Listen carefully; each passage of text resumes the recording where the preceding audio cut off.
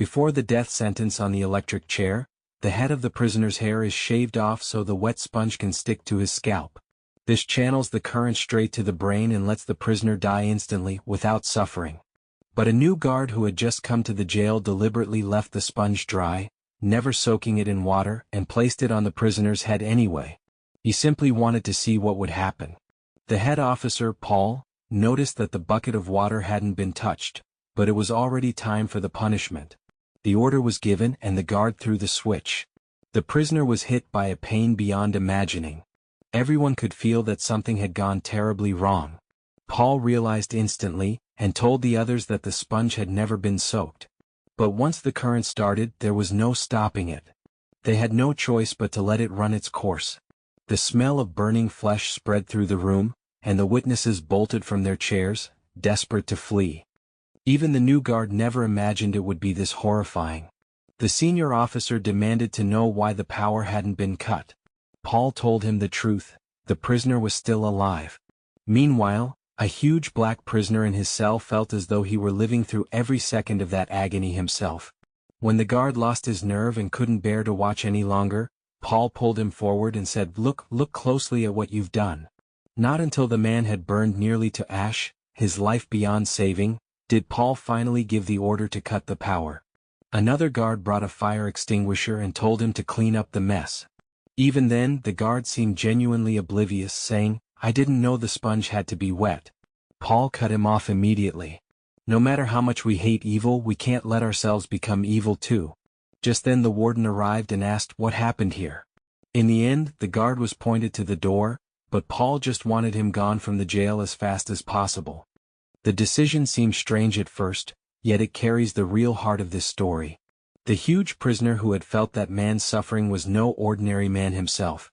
He told Paul something profound. No matter the method, he'd always been fate's prisoner. In that moment, feeling the guard's pain, he'd been shattered body and soul. He turned aside quietly and closed his eyes. So why was he here, sentenced to die? Because once he'd done something truly good. One day, a farmer's 2 daughters had vanished. The whole village turned out to search for them. Finally, near a fallen tree, they found the 2 girls with that tall, powerfully built black man beside them. He held both girls in his arms, weeping. They were barely breathing when he found them, but there was nothing he could do. The girls' father stood frozen in shock.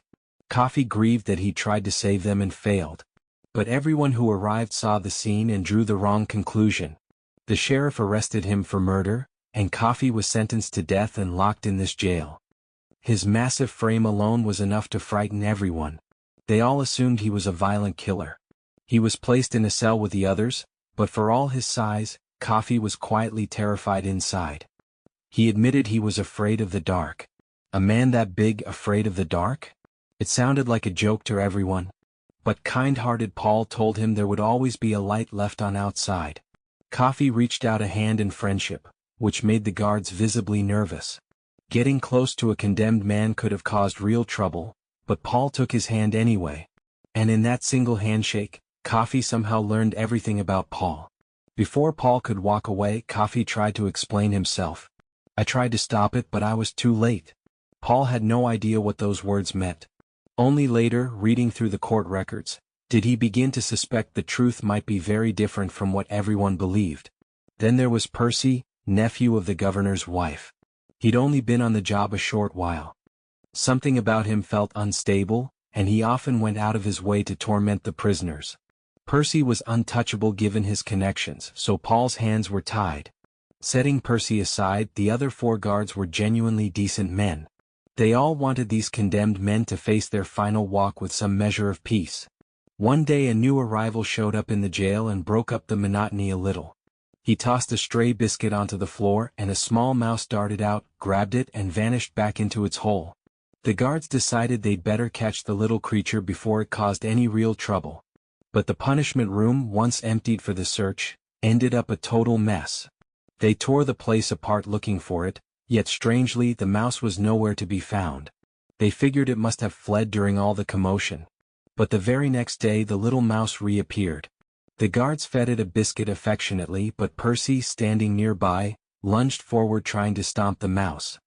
Terrified, the mouse scurried back into the cellar. Just then Paul and Brutal returned and caught Percy in the act. Brutal wanted to explain that the mouse was long gone, but Paul signaled him to just let Percy have his tantrum. Percy flung the entire cupboard aside but still found nothing. Paul hoped the prisoners might at least be intimidated by his outburst, but Percy sneered, "If you're any kind of man, raise your hand against me, or I'll have you fired within the week." Each condemned man was allowed one final meeting with family before their execution.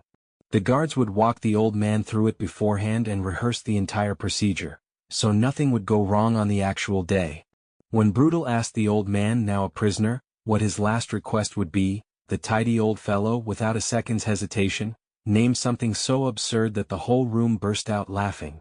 For a moment, it felt like everyone had forgotten that this was, in fact, a rehearsal for a death sentence. "Say something like that again and I'll run the cart over you twice." The rehearsal continued. Brutal demonstrated how to soak the sponge in water and then how to set it on the prisoner's head. Percy watched and asked, "What's even the point of putting a sponge on his head?" So Brutal walked him through exactly what it did. Soon enough, the real day of the execution arrived. The prisoner's head was shaved. He asked Paul, if a man truly regrets what he's done, can he still make it to heaven? Paul told him yes. The prisoner sat down in the electric chair. Brutal placed the wet sponge on his head and it was over in seconds. The moment it was finished, Percy started mocking the dead man. Brutal couldn't stomach it and dragged him away. Whatever these men had done, they'd already paid for it with their lives. Percy didn't care. He thought Brutal was overreacting. But Paul told him plainly that this was all because of him. Percy, convinced he was in the right, figured this was just some hazing ritual for the new guy. Paul knew this job was nothing more than a passing amusement for Percy. He wanted him gone as soon as possible. But Percy struck a deal with Paul. Let him handle one execution personally, and he'd walk away for good. Otherwise, he'd make trouble for as long as he stayed. Paul refused to believe anyone could be so shallow. He waved off Percy's ridiculous demand entirely. The next day, everyone learned that a prisoner had tamed the little mouse and named him Mr. Jingles. He asked for help finding a box to keep it in. Percy saw this and his temper flared again. But when Paul asked his opinion, he suggested an empty cigar box lined with cotton. No one could quite figure out how that man's mind worked. Meanwhile, Paul was suffering from a brutal urinary tract infection. Every trip to the bathroom felt like torture. One day, another violent prisoner arrived at the jail. Paul had to stand watch despite the pain. Coffee warned him quietly to stay clear of this new man. The instant they brought the prisoner inside, he attacked the guards without warning. After a brutal struggle, he managed to take one guard hostage. Paul stumbled back and called for Percy's help. But Percy was too much of a coward to even move. Finally, Brutal stepped in and ended it. Once the prisoner was locked away, Paul ordered everyone back to their posts. But he himself was falling apart from the ordeal. That's when Coffee said he needed to talk to Paul about something urgent. Paul dragged himself to the bars, barely able to stand. Suddenly Coffee grabbed him and said he could help. Just then the cell's bulb burst and in that instant Coffee did what he needed to. Exhausted, he stumbled back and sat down. Dark matter poured out of his mouth. Coffee was utterly drained. He collapsed backward onto the bed. And when Paul went to the bathroom for the first time in ages, he felt nothing but relief, completely free of pain. The next day Paul took time off to visit the lawyer who'd handled Coffee's case.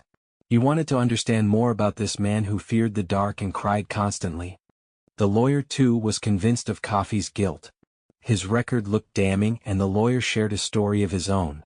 He compared Coffee to a wild dog he'd once raised.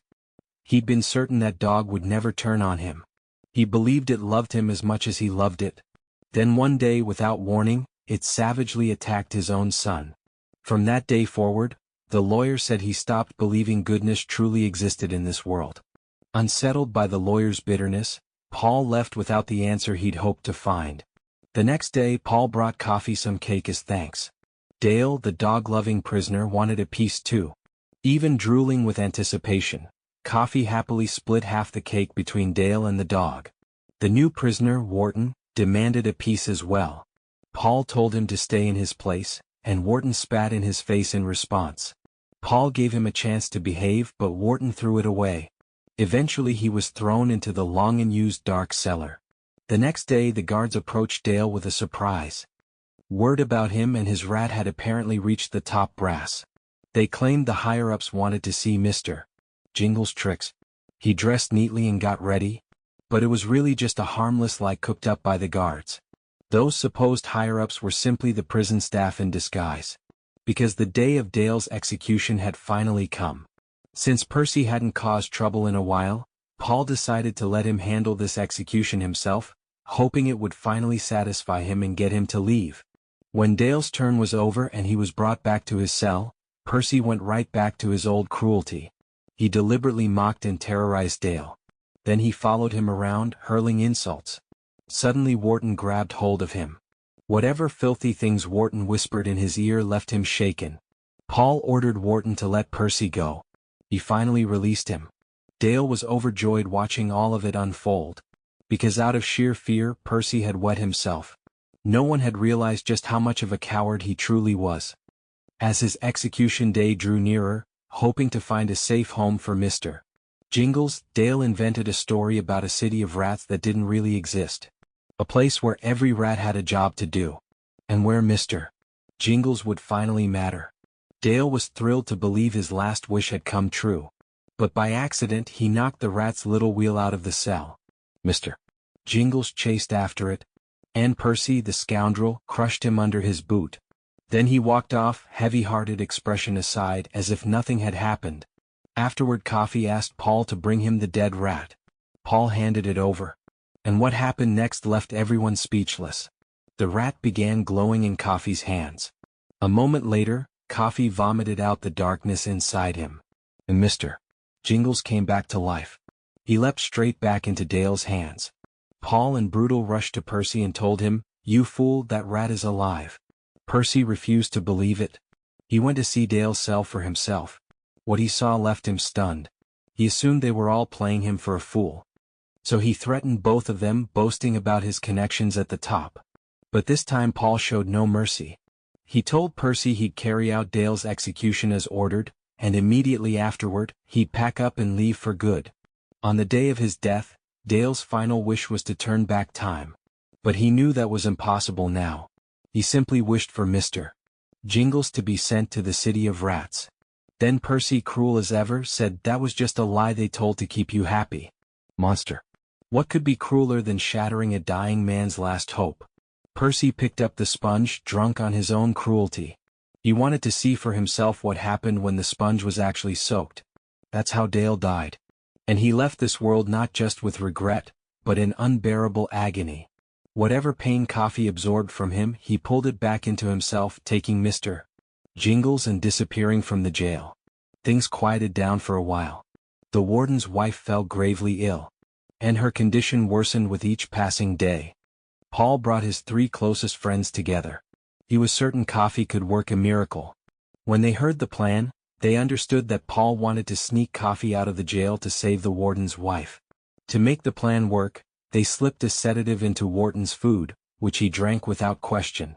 Then, using it as an excuse for revenge, they tied Percy up in an isolated cell. Coffee already knew exactly what was happening. "Are we heading out, boss?" "Yes, we're heading out." But before they left, Wharton grabbed hold of Coffee. Coffee could sense the deep malice buried inside him. Luckily, Wharton was too sedated and only came to for a brief moment. "Oh, that's very bad." And with that, Coffee was free. Like an excited child, he pointed happily toward the sky and showed Paul the stars above. Quietly they slipped out of the jail together. Coffee picked leaves up off the ground, smelled them, and showed them proudly to his 3 guards. It proved that Brutal's worry had been unnecessary all along. The gun he brought turned out to be useless. They all made their way to the warden's house. Hearing the noise, the warden stepped out with his gun raised. As they were talking, Coffee suddenly sensed something. He got out of the car and walked toward the warden. He took hold of the gun with both hands and told the warden he'd come to help. That's how Coffee made it to the warden's bedroom. The moment his wife saw this gentle giant, her agitation faded away. Coffee went to her and drew out all her illness and pain. As it left her, she began to glow with life again.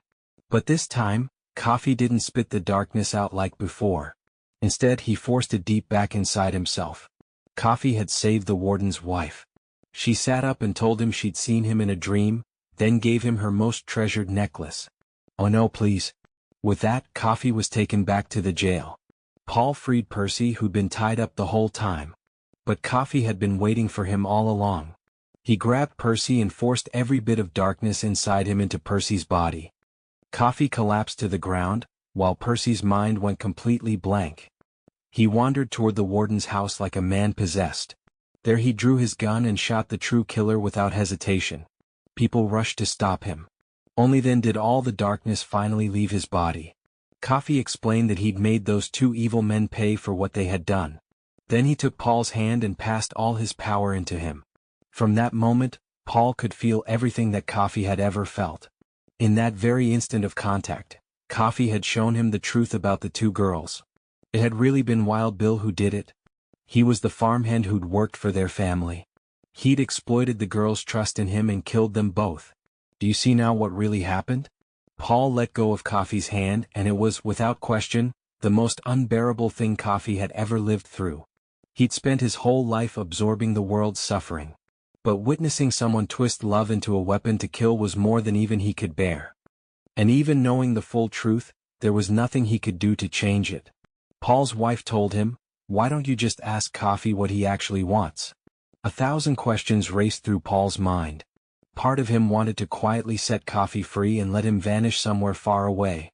But Coffee only wanted to wait for his execution day. He was worn out by the world's cruelty and deception and simply wanted to leave it behind without more pain. And granting him that final wish was, in its own way, an act of mercy. So that one day, if he had to answer to God, Paul would have a good answer to give. And so Paul honored Coffee's final wish. After one last shared film together, the four men said their goodbyes with heavy hearts. Only Coffee seemed at peace because he'd already dreamed that the two little girls were alive and well. And in the city of rats he could picture Mr. Jingles happily up to his usual mischief. Coffee sat down in the electric chair.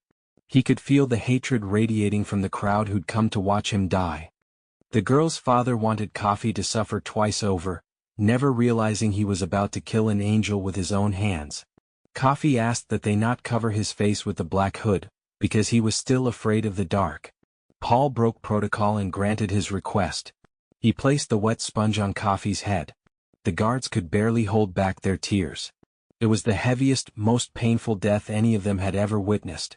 Paul couldn't bring himself to give the order for a long moment. He walked over to Coffee and took his hand. The pain of the entire world seemed to burn behind his eyes. Paul finally understood that setting him free was the only true mercy left to give. At last Paul gave the order, and watched an angel die before his eyes. Not long after, Paul discovered that Mr. Jingles had returned.